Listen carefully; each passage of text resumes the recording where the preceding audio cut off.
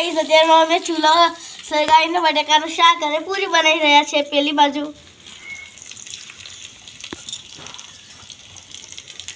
અહીંયા હું બટાકાને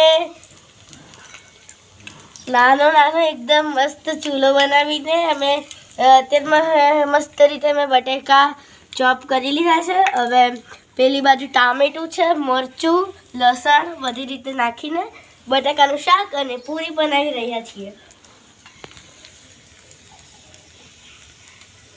અને આ વિડિયો સૌથી આગળ વધારજો અને વિડિયોને લાઈક કરજો, શેર કરજો અને સબસ્ક્રાઇબ કરવાનું ના ભૂલતા।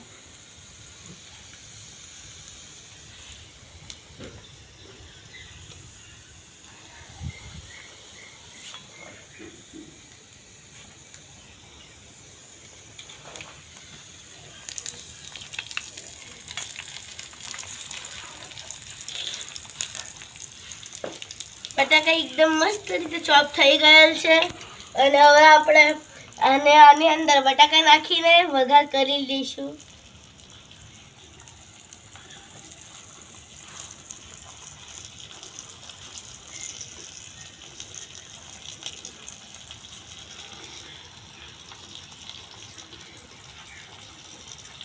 आलू पूरी की सब्जी।